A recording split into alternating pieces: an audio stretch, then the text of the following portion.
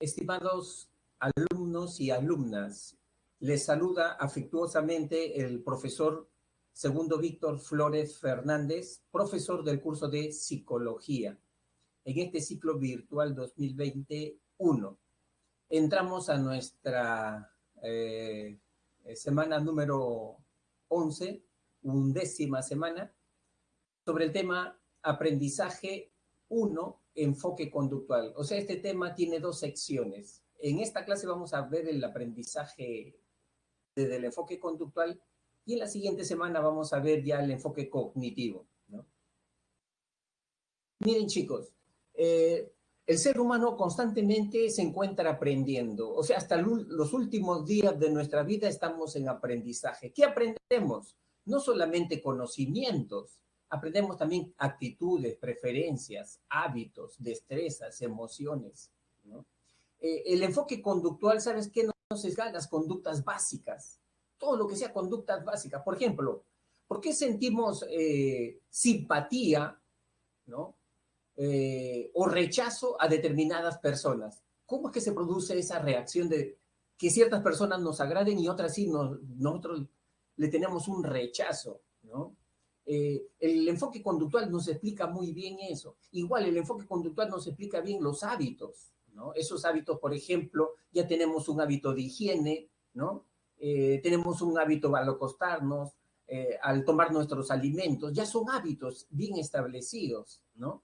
¿Por qué aprendemos, por ejemplo, algunas emociones? ¿Por qué no ponemos, ciertos eventos nos pone triste? Cuando escuchamos una canción, cierta canción nos pone triste, nos pone melancólicos, nos pone nostálgicos. ¿Por qué se producen esas reacciones? El enfoque conductual nos está explicando justamente ese tipo de reacciones básicas, ¿no? O sea, por eso dice Mafalda que nosotros somos animales que tenemos tendencia a la costumbre, a los hábitos, ¿no?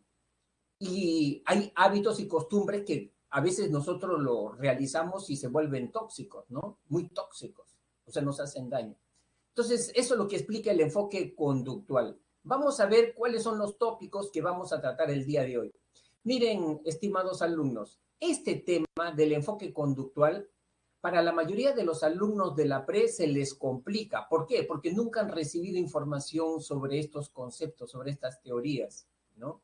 Y lamentablemente en el examen de la PRE y de San Marcos siempre le viene preguntas sobre estos tópicos, ¿no? Entonces necesariamente tienen que saberlo. ¿Cuáles son las preguntas que más vienen en el examen de la PRE y en San Marcos? Generalmente que el alumno frente a un ejemplo pueda discriminar, diferenciar. ¿Cuándo se trata un ejemplo por aprendizaje, por condicionamiento clásico y cuándo por condicionamiento instrumental? Ese es un primer reto que tienen los alumnos. El segundo es poder diferenciar los diferentes principios conductuales. ¿Cuánto se trata un caso de reforzamiento positivo, negativo, castigo negativo? Saber diferenciar eso. Ahora lo vamos a explicar, pero pónganle atención a esos dos conceptos que yo les estoy alertando, ¿ya? Eso es lo que vamos a ver el día de hoy. Bien, empezamos entonces. ¿Qué significa aprender, no? Para que una conducta podemos decir que es una conducta aprendida, tiene que tener tres criterios. El primero de ellos es que debe haber un cambio en el sujeto. Voy a desactivar mi cámara porque ya no es importante. El primer criterio es que para que se produzca el aprendizaje tiene que haber un cambio en el repertorio de conducta de una persona. Tiene que haber una adquisición. Algo así, miren chicos, como que antes no sabía, ahora ya sabe, ¿no? Antes no se levantaba temprano cuando estudiaba en el colegio. Ahora que está en la academia, en la pre, ya se levanta temprano, ¿no? Ya se produjo un cambio en el repertorio conductual de esa persona. Se produjo un aprendiz. Eso es un primer criterio. El segundo criterio es que ese cambio tiene que ser siempre producto de la experiencia, de la práctica, ¿no? Si no, tampoco no es aprendizaje. Por ejemplo, cuando una persona comienza a crecer, ¿no? Eso no es producto de la práctica, de la experiencia. Es un concepto madurativo que depende del reloj biológico de las personas. Entonces, eso no es aprendizaje. La maduración no es aprendizaje, ¿no?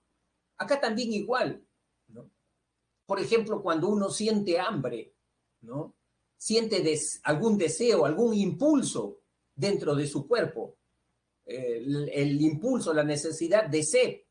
Tomas agua, se te pasó ya la sed y ahí quedó. Eso tampoco no es aprendizaje, ¿no? ¿Por qué? Porque el aprendizaje tiene que ser producto de la experiencia, de la práctica. Ustedes también lo están corroborando cuando estudian.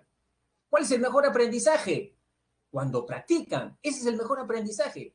No solamente cuando reciben la información del profesor, sino que cuando en sus casas comienzan a resolver problemas. Ese es el mejor aprendizaje, la práctica, la experiencia. Y, por ejemplo, esto tampoco no es aprendizaje, ¿no? Nuestros estados de ánimo. A veces nuestros estados de ánimo cambian, ¿no? Y no hay un factor externo que lo haya hecho cambiar. Simplemente hoy he amanecido con un humor terrible, ¿no? Hoy he amanecido melancólico, ¿no? Es un cambio interno, es un cambio humoral, un cambio hormonal, ¿no? Entonces, eso no es aprendizaje. Y el tercer criterio, ¿no es cierto? Entonces, es producto de la experiencia, ¿no? Producto de la práctica, ¿no? Y acá está faltando el otro criterio, que es un cambio permanente, ¿no? Ya hablamos. Tres criterios: cambio, nueva adquisición, ¿no? Producto de la práctica y de la experiencia, y es un cambio permanente. Tú no puedes decir, por ejemplo, que has aprendido un tema si en una semana o un mes te estás olvidando. Entonces no está aprendido, pues.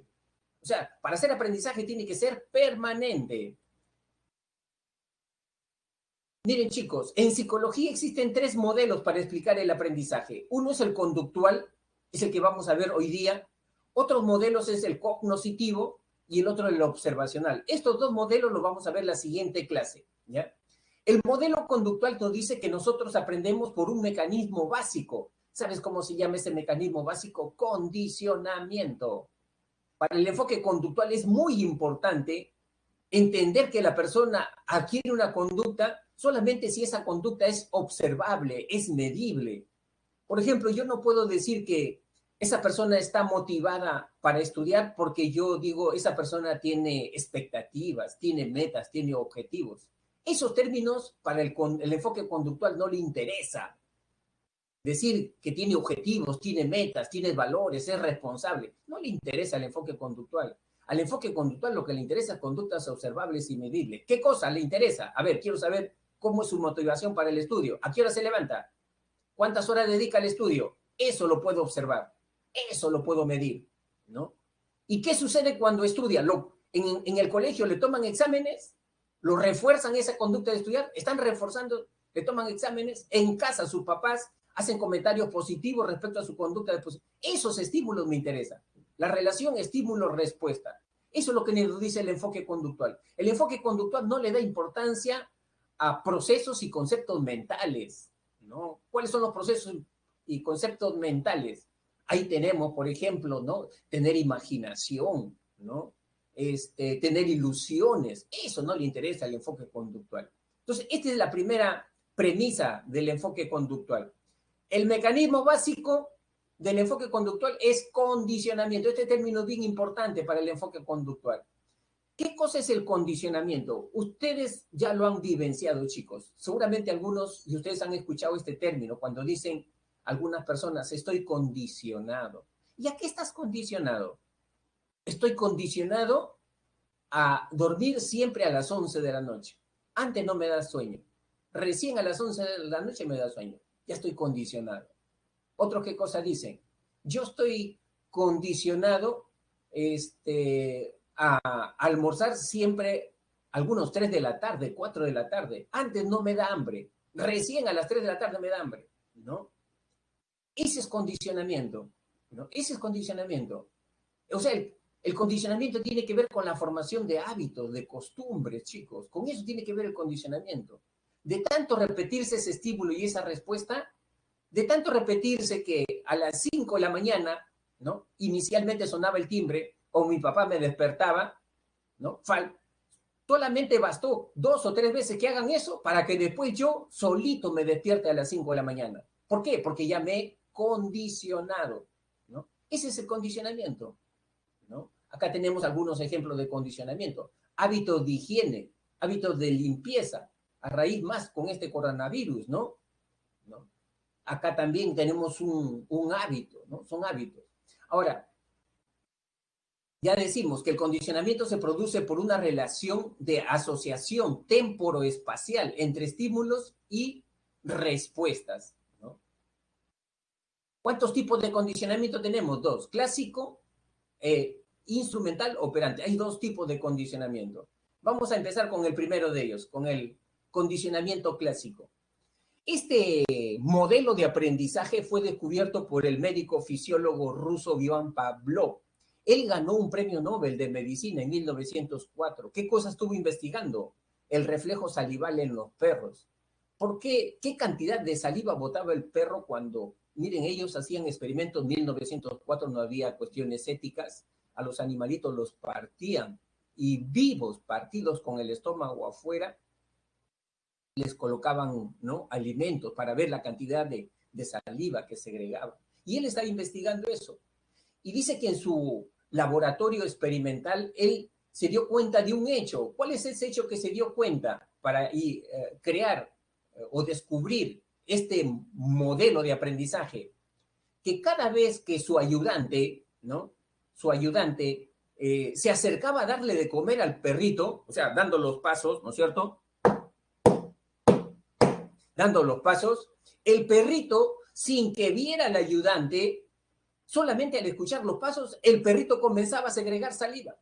Y Pablo se preguntaba, ¿y pero por qué sucede ¿no? O sea, ya no es necesario darle el alimento en la boca, sino que cuando escucha los pasos ya el perrito comienza a segregar saliva, ¿no? Y eso le llamó el reflejo psíquico. Ese es reflejo psíquico, dijo, ¿no? Y comenzó a tener interrogantes sobre eso. Este modelo, chicos, explica algunas conductas que nosotros también tenemos, ¿no? Y que las conocemos de hace siglos atrás.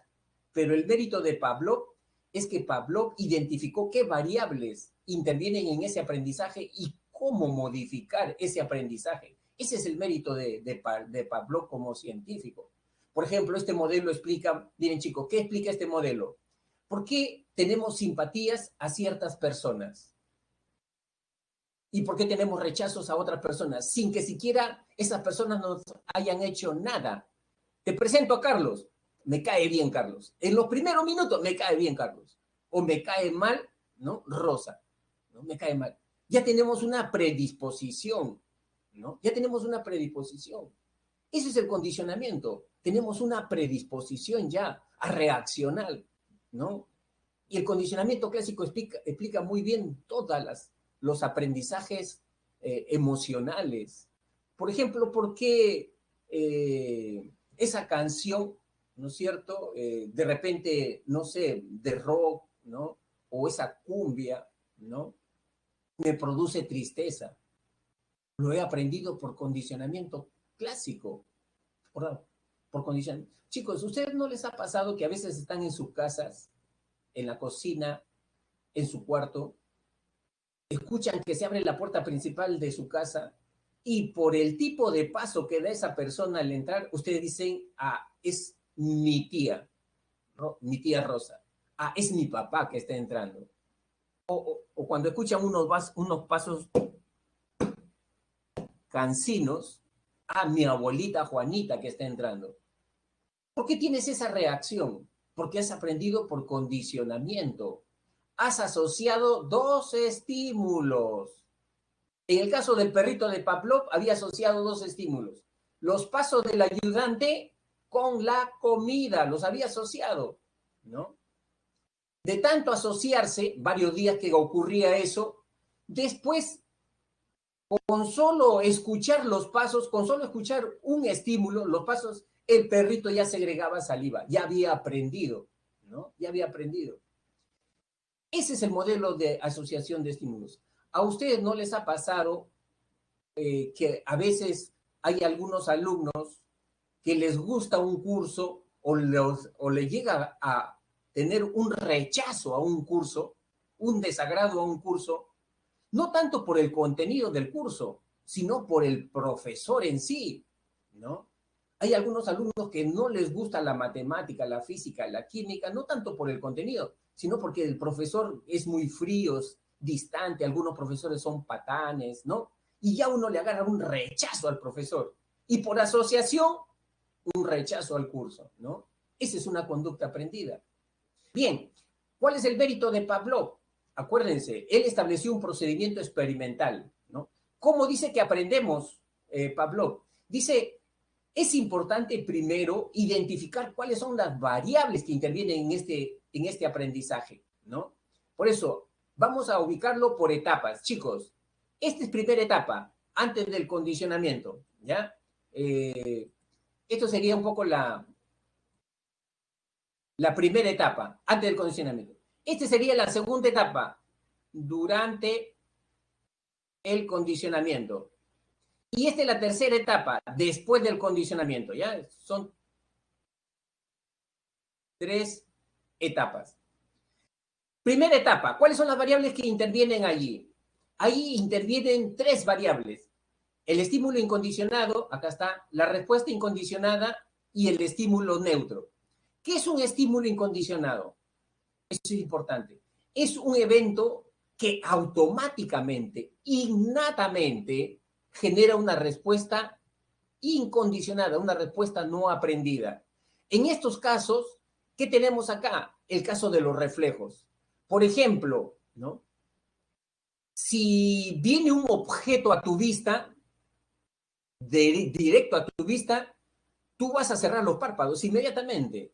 Ese objeto vendría a ser un estímulo incondicionado. Cerrar los párpados, la respuesta incondicionada. Los reflejos, ¿no? Los reflejos. Te acercas al zumo de la cebolla, inmediatamente comienzas a lagrimear, ¿no? Esa es una respuesta incondicionada. En el ser humano, ¿sabes cuáles son los estímulos incondicionados y las respuestas incondicionadas? Las emociones básicas, las 6 emociones básicas. Alegría, tristeza, miedo, cólera, sorpresa y asco. Son respuestas incondicionadas. Nadie te ha enseñado a ti a sentir asco, a sentir miedo. Tú ya naces con un dispositivo para sentir miedo. Y se han investigado cuáles son los estímulos incondicionados del miedo. O sea, aquellas situaciones que sí o sí te va a dar miedo y a todas las personas le va a dar miedo. Una de ellas, estímulo incondicionado, ruidos fuertes y sorpresivos a tus espaldas. Inmediatamente va a aparecer el miedo. Tú no puedes decir, no, yo soy machazo, a mí no me da miedo. Te va a dar miedo, te va a dar el sobresalto inmediatamente, ¿no? Otro estímulo incondicionado del miedo, cuando pierdes estabilidad, pierdes equilibrio, ¿no? Inmediatamente también aparece el miedo. Por eso que los temblores, los terremotos generan bastante miedo, ¿no? Una respuesta incondicionada. Para la respuesta incondicionada de asco, ¿qué te va a dar asco?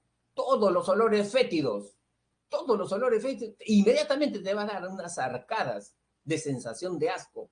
Esas son respuestas incondicionadas. Acuérdense, chicos, entonces, las emociones básicas son respuestas, las emociones básicas son respuestas incondicionadas en el ser humano. Por eso que este modelo explica muy bien las respuestas emocionales aprendidas, pero las aprendidas, ¿no? Por ejemplo, ¿por qué le tenemos miedo al ratón? No deberíamos tenerle miedo al ratón, a la cucaracha, al pericote. Ya tenemos una fobia. Eso es aprendido. Eso es aprendido, ¿no? La otra variable, estímulo neutro. ¿Qué es un estímulo neutro?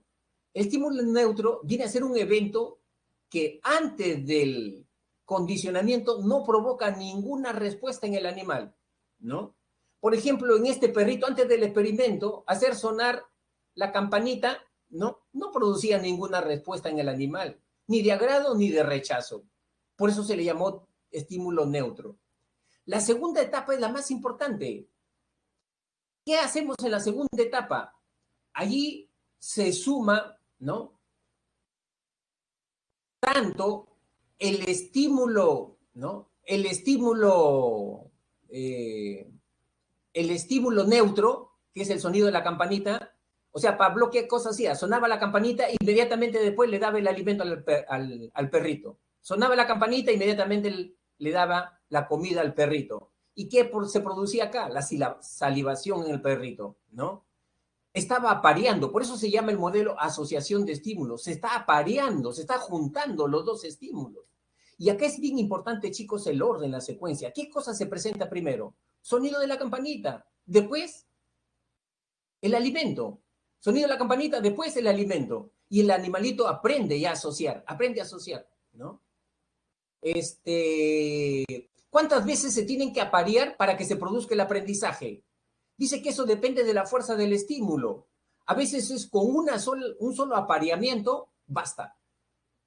Otros sí necesitan 2, 3 apareamientos, ¿no? De estos dos estímulos. Yo te pregunto, por ejemplo, en tu caso, ¿cuántas veces tú necesitas que una técnica de enfermería te ponga una mala inyección que te haga doler, donde se doble la aguja, para que después le agarres miedo a las jeringas, a las agujas? ¿Cuántas veces? Evidentemente, ¿no? Evidentemente, como dicen acá, a ver, profe, las claves de las colocó usted. Ya, eso sí. Una vez, Jessy Jara, Renzo, una vez, ¿no es cierto? Con una asociación basta, ¿no? No necesitas 2, 3, ¿no? Entonces ya aprendió. Entonces, cuando veas una jeringa después, tu cuerpo suda frío, comienzas a temblar, ¿no? ¿No te ha ocurrido a veces que tú ya has ido anteriormente a un odontólogo y te ha curado una muela y te ha hecho doler, ¿no?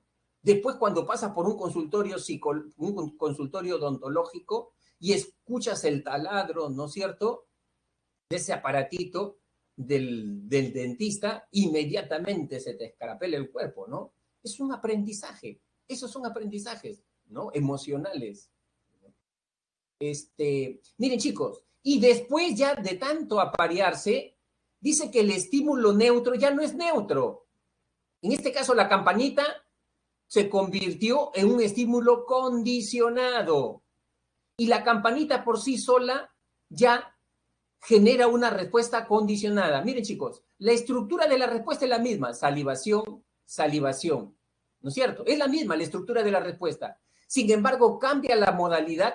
Antes es respuesta incondicionada, acá ya es respuesta condicionada. ¿Por qué? Porque esta aparece ante un estímulo condicionado, ¿no? ¿Por qué? Porque acá ya se produjo el aprendizaje, ¿no? Ya es el aprendizaje. Entonces, ahí tenemos un claro ejemplo de cómo aprendemos. ¿Por qué esas personas nos causan simpatía? Posiblemente, ¿sabes por qué nos causa simpatía esa persona a primera impresión sin haberla conocido? Porque si la miramos bien, de repente nos trae recuerdos esa persona, en su forma de hablar, en su rostro, su mirada, igualita de repente, ¿no?, a mi tío, a quien yo quería bastante, igualito a mi abuelito, ¿no?, a quien yo le sentía devoción, es igualito, ¿no? Por eso le tengo simpatía, ¿no? He aprendido a asociar estímulos, ¿no? Y ya tengo esa respuesta, ¿no? Si tú has tenido, por ejemplo, algún evento por el término de tu secundaria, ¿no? Todavía no llegaba la pandemia, esto lógicamente en diciembre. Seguramente ahí en esa reunión muchos colegios hacen su despedida, su baile de promoción, y en esa noche se tocó una canción muy seguido y tú riéndote, gozándote, ¿no? Y cuando después ahora escuchas esa canción, ¿qué produce en ti? En algunos alegría, en otros nostalgia, en otros tristeza, ¿no? ¿Por qué? Porque nos hemos condicionado. Eso es lo que explica este modelo, ¿ya? Y acá tenemos dos principios: refuerzo y extinción. Refuerzo significa, chicos, que esta conducta aprendida de segregar saliva ante el estímulo condicionado se va a mantener en el tiempo si nosotros la reforzamos. ¿Y cómo la vamos a reforzar? Cuando al sonido de la campana, más adelante, también le agreguemos el estímulo incondicionado. ¿Quién es el estímulo incondicionado? La comida, ¿no? La comida. De esa manera se produce el reforzamiento. O sea, vamos a mantener a través del tiempo que este animalito siga segregando saliva, ¿no? Y la extinción se produce cuando nosotros queremos desaparecer ya esta conducta de segregar saliva ante el sonido de la campana. ¿Y cómo vamos a producir la extinción? Lógicamente, cuando suprimimos al alimento, suprimimos el alimento y ahí se va a producir la extinción. A ver, yo te pregunto, ¿Cuánto tiempo le das a una relación de pareja donde él o ella viajan al extranjero por motivos de trabajo, ¿no? Y están allá años? ¿Cuánto tiempo le das a esa relación de pareja? A ver, chicos. Ahí, lógicamente, se va a producir la extinción, ¿no? Quítalo, ¿dos qué? ¿2 días? ¿2 meses? ¿2 años? 3 años. Mira, Carlibet es más optimista, Carlibet es mucho más optimista, ¿no? Ítalo, meses nomás, ¿no? Se va a producir, en esa relación de pareja, se va a producir la extinción. Si bien es cierto, ahí está la comunicación, va a estar la comunicación presente, pero ya no va a estar el estímulo incondicionado. ¿Y cuál es el estímulo incondicionado en esa relación? Lo que produce placer, la caricia, el besito, el abracito. Ese es el estímulo incondicionado. Y eso ya no va a estar presente, ¿no? Entonces esa relación se va a ir enfriando.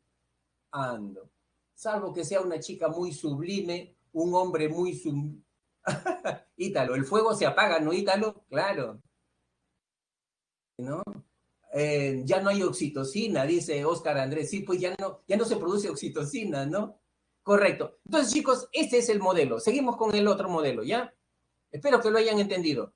Esta es una aplicación práctica del modelo de condicionamiento clásico que explica por qué se producen fobias, o sea, miedos irracionales. Porque a veces las personas le tenemos miedo a la sangre, a las alturas, a estar en un ascensor. ¿Por qué le tenemos miedo al examen? ¿Por qué le tenemos miedo a eso? ¿No? Entonces, eso es una fobia ya, eso es una fobia, miedo irracional, ¿no? ¿Y quién lo explicó? Este psicólogo norteamericano, Watson, ¿no? En 1913. Y él hizo un experimento. Miren, chicos, yo quiero hacerles una advertencia. En esta época se podían hacer experimentos, ¿no? Sin consideraciones éticas, ¿no? Ahora ya no se pueden hacer, manipular personas, ¿no? Y él tenía un bebito, ¿no? No de él, sino de otra persona, que se llamaba Albert, que era un bebito de 9 meses. Él le instaló un miedo condicionado, un miedo aprendido al niño Alberto. ¿De qué manera? Miren, él hizo que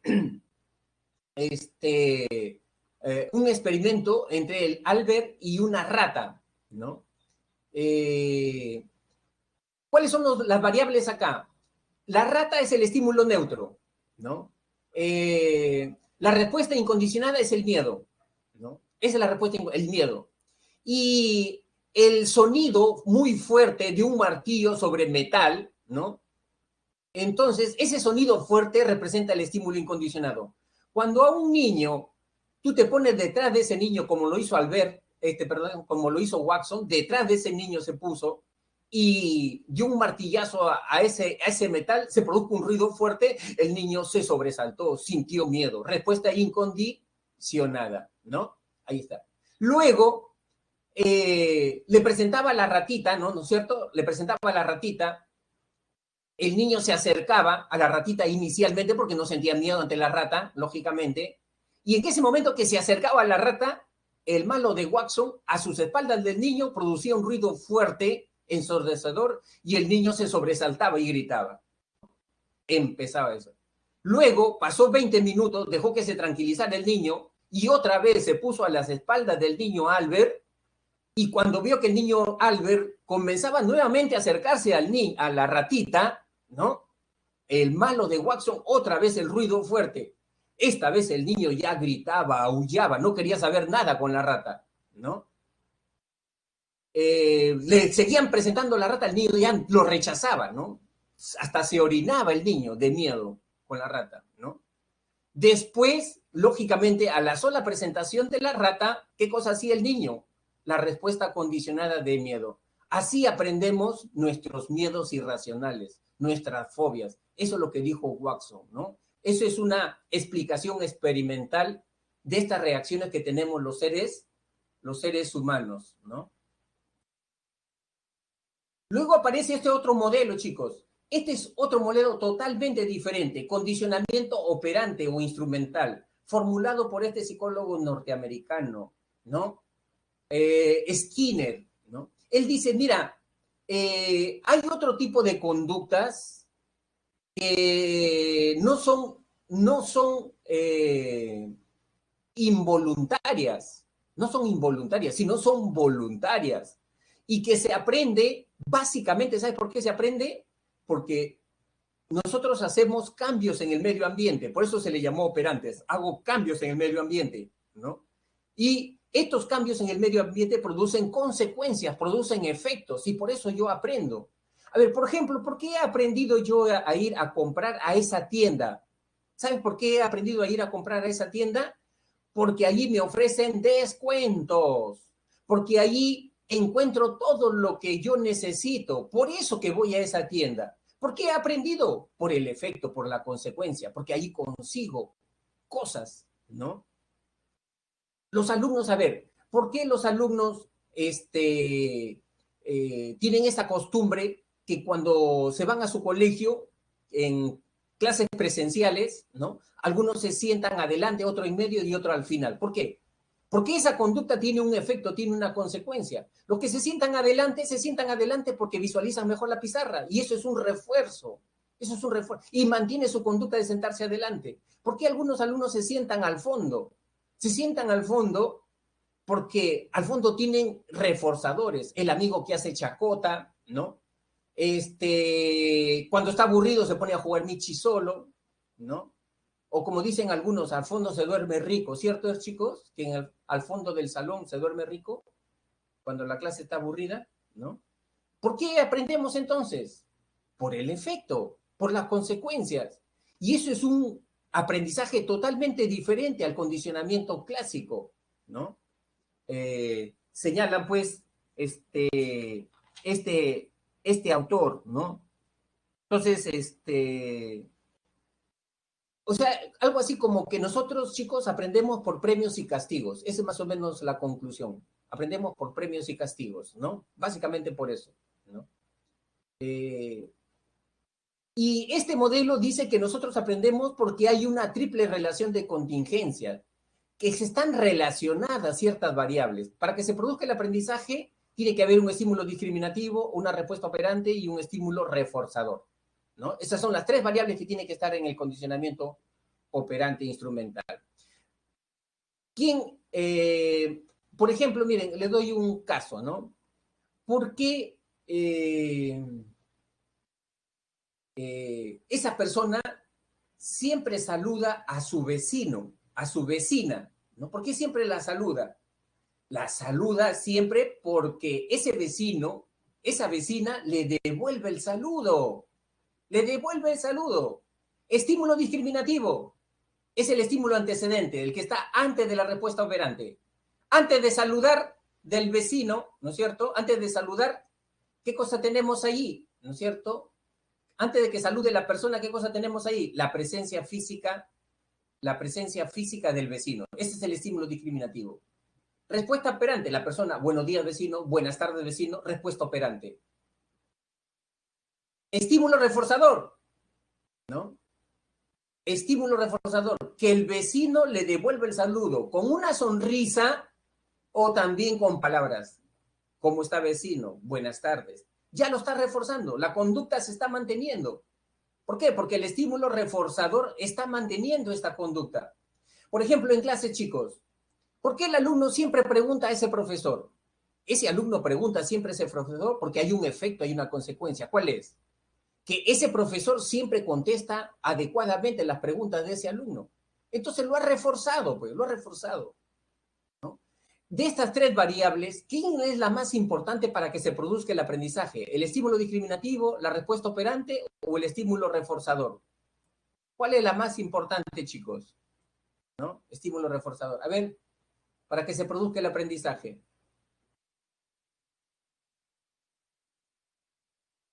Muy bien, Carla Bautista. Perfecto, Carla, perfecto. Muy bien, Jessy Jara, reforzador, Ítalo, muy bien, ¿no? Por eso, ¿sabes qué? Los psicólogos conductistas le dicen a los papás, señores, cuando ustedes quieran disciplinar a un hijo, no le peguen, no le peguen. Porque ustedes donde están yendo es a la respuesta. ¿Dónde tienen que ir? Al estímulo reforzador. Esto tienen que controlarlo. Si ese niñito hace una rabieta porque no le quieren comprar el helado, usted no tiene por qué pegarle a ese niño. Simplemente tiene que controlar el estímulo reforzador. Si ustedes le dijeron no hay helado, no hay caramelo, ¿no? Tienen que mantenerse en eso, no darle caramelo, no darle helado. Con eso están disciplinando la conducta. Y no como esos padres pancholones que después de media hora de lloriqueo del niño, ya pues para que no molestes, toma. ¿Qué cosas están haciendo ahí? ¿No? Están incrementando esa conducta de la rabieta. Para la próxima no le va a llorar 10 minutos, sino media hora, una hora más ese niño, porque están reforzando esta conducta. Esto es lo que tienen que controlar. Las consecuencias es lo que controla la conducta. Es lo que controla esta conducta. ¿Ya? Entonces, ese es el modelo del aprendizaje, totalmente diferente al condicionamiento clásico. Aprendemos por asociación, por la impresión que me causan dos estímulos. Si veo sangre en un accidente, muertos, personas mutiladas y la sangre ahí, me asusto, me impresiono. Después, cuando vea sangre, me voy a impresionar, me voy a asustar, ¿no? He aprendido por condicionamiento clásico. ¿Qué he hecho yo? No he hecho nada, no he hecho nada, ¿no? En cambio, acá yo sí tengo que emitir una conducta. Yo acá sí tengo, para aprender tengo que hacer algo. Buscar tiendas y al final encontrar esa tienda que me da buenos productos. He tenido que hacer algo. He tenido que emitir una conducta. Por eso dice que el condicionamiento operante tiene que ver con la conducta voluntaria. La otra es la involuntaria, ¿no? Diferencien bien. Y este es el modelo que Skinner utilizó, chicos, para explicar en el laboratorio. Skinner decía, mira, toda la conducta del ser humano lo podemos explicar en un laboratorio, hasta con animales. Acá explicó cómo se daba la conducta del condicionamiento operante. ¿De qué manera? Dice que esta ratita la metió en la cajita motivada. ¿Cómo la motivaba? Con hambre, ¿no? Un día sin comer. Dentro ya de la caja estaba bien motivada a hacer las cosas, porque estaba sin comer, ¿no? ¿Y qué cosa hacía? Que esa ratita corría por acá, se levantaba, y cuando tocaba esta palanquita, se prendía esta lucecita.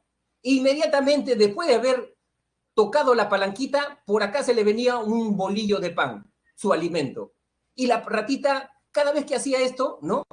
Tocaba accidentalmente la palanquita, se prendía la lucecita antes, ¿no? Se prendía la lucecita, que cuando ya estaba cerca de tocar la palanca, se prendía la lucecita, inmediatamente el experimentador le daba el alimento. Y al final la ratita aprendió, pues, ¿no? A tocar la palanca. Eso es una conducta operante. Hace modificaciones en el medio. Este es el modelo experimental. Ahora, ¿cómo podemos mantener ciertas conductas? Decía el condicionamiento operante. ¿Cómo podemos quitar conductas en niños, en personas? Y por eso que planteó principios. Ahí tenemos, principio de reforzamiento, castigo y extinción. Chicos, es bien importante que ustedes entiendan estos dos conceptos, ¿ya? ¿Cuál? El efecto y el término positivo y negativo. Es bien importante que ustedes lo entiendan. El reforzamiento tiene un efecto. ¿Cuál es el efecto? Que apunta a incrementar una conducta. Yo quiero que esa conducta se mantenga, se presente en una próxima vez. Entonces, ¿qué tengo que hacer? Reforzar. ¿Qué cosa digo yo, por ejemplo? Excelente, hijo, muy bien. Bien el trabajo que tú has hecho. Me siento orgulloso de ti. ¿Cómo quisiera tener 10 hijos como tú? ¿Qué cosa qué estoy haciendo? Reforzando para que esa conducta de hacer la tarea de ese niño se vuelva a repetir en el futuro. Ese reforzamiento. En cambio, el castigo, yo lo que quiero es que esa conducta disminuya en el futuro, ¿no? Ya, mira, no has hecho la tarea, mira, lo siento por ti, pues, ¿no? Pero ya toda una semana no me sales a la calle, ¿no? ¿Qué cosa quiero? Que esa conducta de no haber hecho la tarea no se vuelva a repetir en el futuro. Ese es el efecto del castigo. Y la extinción se presenta cuando una conducta que ya está aprendida, yo quiero que esa conducta ya desaparezca. Si en el colegio yo quiero que, por ejemplo, el profesor le dice siempre estudien y les toma examen, y después de un tiempo ya no les toma examen, pasa un mes, 2 meses, 3 meses, no les toma examen, la conducta de estudiar de ese alumno se va a extinguir, ¿no? Muy bien. Estos dos términos, positivo y negativo, ¿cómo lo deben entender, chicos? Usted no vaya a entender este término positivo y negativo como algo ideal, como algo ético. Esa acepción no le dio Skinner. Positivo y negativo es algo aritmético. Y si es aritmética, significa sumar. ¿Cómo lo debo entender? Que yo tengo que emitir una conducta, sumo un estímulo. Sumo, adiciono un estímulo. Así lo debo entender, sumar. Negativo, debo entenderlo como restar, quitar. Emito una conducta y ¿cuál es la consecuencia? Quito, retiro un estímulo, ¿no? Eso es negativo. Acuérdense, positivo y negativo en una acepción aritmética, no ética. No vayan a pensar que positivo es algo bueno, ideal, correcto, ¿no? Eso es positivo. No, mentira. Eso no es positivo para Skinner. Tiene otra acepción aritmética. Y tenemos reforzamiento positivo, reforzamiento negativo, castigo positivo y castigo negativo. Vamos a explicar cada uno de ellos, ¿ya? Así. ¿Qué cosa es el reforzamiento positivo? ¿Sabes cuándo se presenta el reforzamiento positivo? Cuando yo uso, cuando se emite una conducta y yo uso reforzadores positivos. ¿Qué significa reforzadores positivos? Que esa conducta la tiendo a incrementar. Esa conducta se incrementa. Y le adiciono un premio, ¿no? Un premio, puede ser físico o verbal. Ejemplo de reforzadores positivos, donde se presenta el reforzamiento positivo. Ahí tenemos los elogios, ¿no? Como reforzadores positivos. Cuando a una persona, después que se ha hecho un corte de cabello, ¿qué le decimos? Te ves muy bien, excelente, te has quitado 10 años menos de encima. ¿Qué cosa estamos produciendo? ¿Cuál es el efecto? Que esa conducta de arreglarse de esa persona se incremente. ¿Y qué pasó? Le agregamos un estímulo. ¿Cuál es el estímulo que yo le agregué? El elogio. El elogio. ¿Cuál? Los incentivos, los premios, te has ganado tu bicicleta, te has ganado tu paseo, esos son reforzadores positivos, ¿no? Tienen estas dos condiciones, por eso son reforzadores positivos. Incrementa la conducta y se adiciona un estímulo agradable, ¿no? Las caricias es el reforzador positivo más potente que existe en el mundo. Un abrazo, un beso, ¿no? Ese es el reforzador positivo más... Incrementa la conducta. Reforzamiento negativo. Dos condiciones, acuérdense, que yo presento un estímulo, pero es un estímulo, ¿no? Que trato de retirar, de quitar un estímulo desagradable. Lo retiro un estímulo desagradable. Pero ¿para qué lo retiro ese estímulo? Retirar, quitar, ¿no? Reforzador negativo. ¿Para qué? Para que esta conducta se mantenga, se incremente. Por eso es reforzamiento, pues, ¿no es cierto? Ejemplo de reforzamiento negativo. Tengo un dolor de cabeza y como consecuencia de este dolor de cabeza me voy a la farmacia, me compro una pastilla y se me quita el dolor de cabeza. ¿No? ¿Qué va a pasar en el futuro? Cada vez que tenga dolor de cabeza voy a la farmacia, ¿no es cierto? Me compro la pastilla, me la tomo y me quita el dolor de cabeza, ¿no? Reforzamiento negativo, ese reforzamiento negativo. Acá, ¿no? Pone el despertador, no quiere levantarse, ¿no? Y, ¿cómo se llama? Elimina el ruido molesto, ¿no?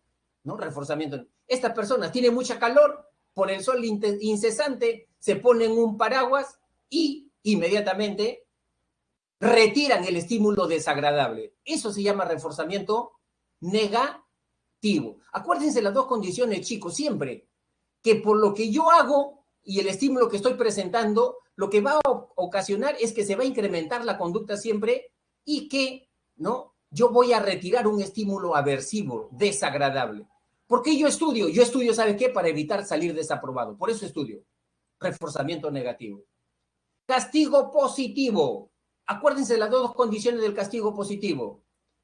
Que cuando la conducta se presenta, lo que va a ser el efecto, la consecuencia, es que por el estímulo que yo presento va a eliminar la conducta, va a reducir la conducta, ¿no? Y voy a presentar un estímulo aversivo, ¿no? Voy a presentar un estímulo aversivo. Ejemplo, si yo llamo la atención a un alumno, a un niño, por el mal comportamiento, lo hago pasar vergüenza, estoy aplicando castigo positivo, ¿no? Estoy agregando un estímulo, sí, un estímulo aversivo, llamada de atención, una amonestación. Señor trabajador, usted llegó tarde, tenga su papeleta de llamada de atención, ¿no? Con 3 papeletas afuera, ¿no? Está aplicando castigo positivo, ¿no? Otro ejemplo de castigo positivo. No sé si ahora en los colegios no se utiliza. Antiguamente se utilizaba, se portaba mal el alumno al rincón, 1 hora ahí en el rincón. 10 vueltas a la losa deportiva, 10 vueltas, planchas, castigo positivo. Miren chicos, para Skinner el castigo físico es castigo positivo también, pero tú me dirás, profesor, ¿cómo pegarle a un niño, jalarle de las orejas a un niño va a ser castigo positivo, ¿no? Sí, para Skinner es castigo positivo, porque él no lo utilizó en términos morales ni éticos. Simplemente hay que entenderlo. Ese niño, por no haber cumplido su tarea, ¿cuál fue el efecto, la consecuencia? Una jalada de oreja. ¿Se está agregando un estímulo? ¿Se está adicionando un estímulo? Sí, la jalada de oreja. ¿Y cuál va a ser el efecto? ¿Que se reduzca la conducta? Sí, que se disminuya la conducta. Pero Skinner hizo una alerta, no hay que aplicar esto, castigo positivo, a los niños, porque dice que esto oculta, ¿no?, las conductas. Es decir, que solamente ante la persona que lo castiga se pone bien, ¿no? Se pone bien, pero después no sigue haciendo lo que tiene que hacer, ¿no? Y genera muchas reacciones emocionales, resentimiento, ¿no es cierto? Miedo, ¿no? Entonces no es aconsejable el castigo positivo. Y luego tenemos el castigo negativo. Acuérdense las dos condiciones del castigo negativo. Yo emito mi conducta, ¿y cuál va a ser el efecto? Que yo voy a retirar un estímulo agradable, retiro un estímulo agradable, ¿no? ¿Y para qué? Para reducir esta mala conducta, ¿no? Ejemplo, ese niño se portó mal, no hizo sus tareas, ¿no? Ya, mira, está saliendo desaprobado en el colegio, ¿no? Y por no haber estudiado, la mamá dice sinvergüenza todo del día en la calle, ¿no? Ahora vas a ver, ¿no? Un mes sin ver dibujos animados. No vas a ver durante un mes tus Thundercats. Te quitamos la televisión. ¿Qué está aplicando la mamá? Castigo negativo. ¿Sabes cuál es el castigo negativo, chicos? Es ese viejo principio de las abuelitas. Las abuelitas pues se interponen con la mamá que a veces quieren masacrar a sus pobres hijos. Dicen, no le pegues al nieto, le dice, ¿no? Pero ¿qué hago, mamá? Este sinvergüenza ya me está sacando de las casillas, ¿no? Y la abuelita sabiamente, ¿qué cosa le dice? Quítale lo que más le gusta. Quítale lo que más le gusta. Ya, ¿sabes qué? No vas a salir a la calle. No vas a ver televisión. Quítale el celular. Castigo negativo.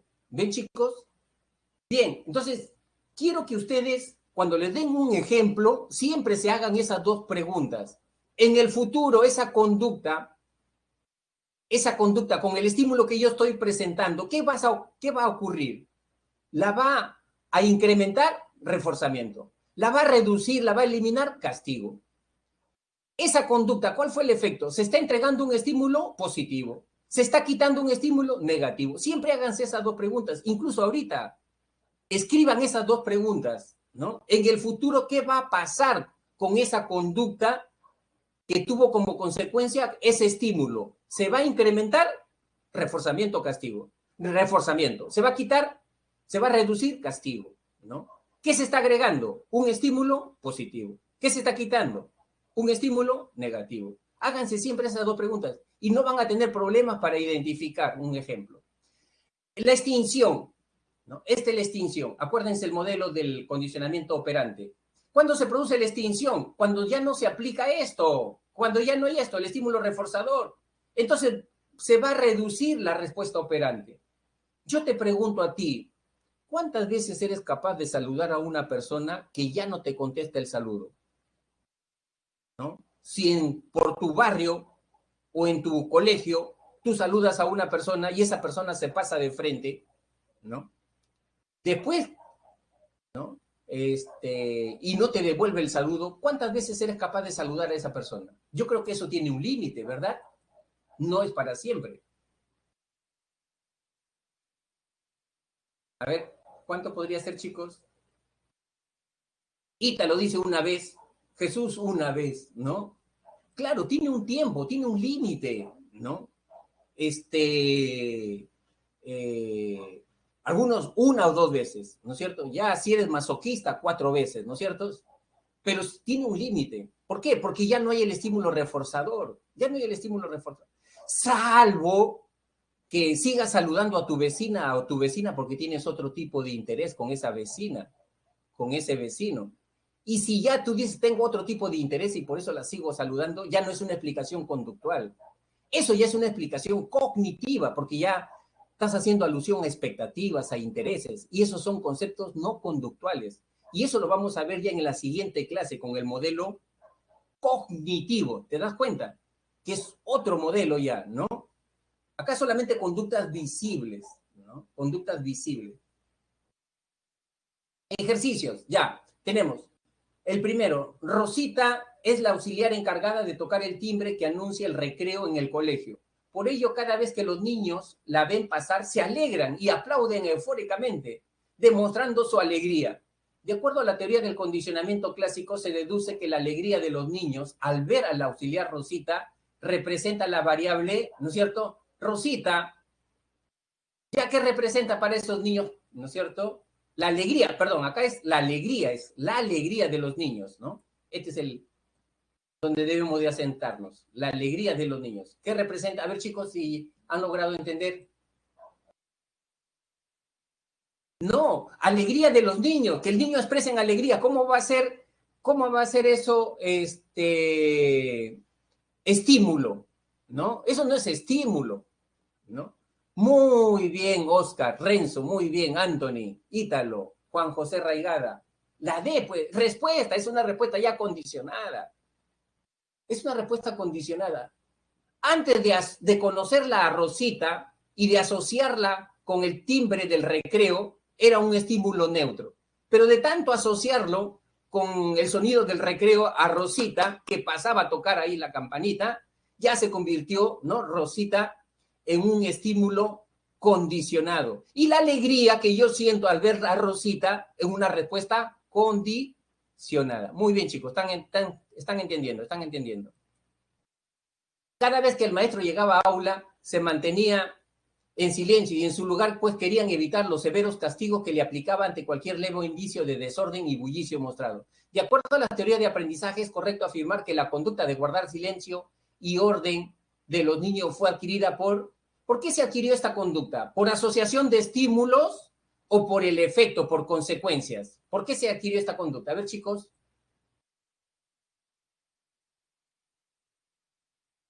¿Quién me dice? ¿Quién me dice? ¿Por qué modelo se adquirió? ¿Por asociación de estímulos? El principio de condicionamiento operante. Muy bien. Por el efecto, pues. Porque si no se quedaban quietos, el profesor los castigaba inmediatamente, ¿no?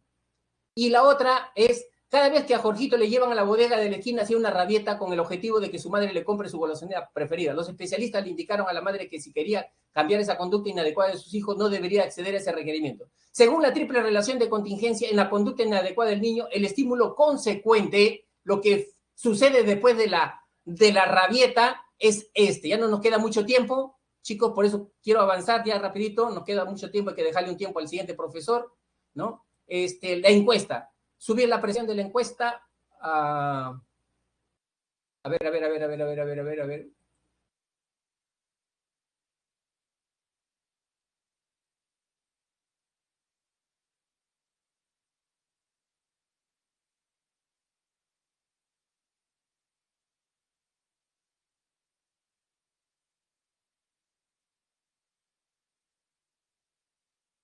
Entonces, acá tenemos,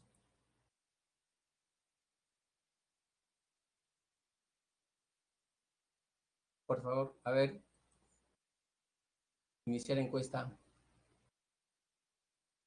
Ya, ¿qué te pareció la explicación de la clase de hoy? Tienes 5 alternativas. A ver, chicos, lo más rapidito posible, por favor, para dejarle tiempo al siguiente profesor. Ya. Bueno, le agradezco por su atención y cualquier duda ingresen al multichat, ahí estamos para responderle, ¿ya? Gracias, nos vemos.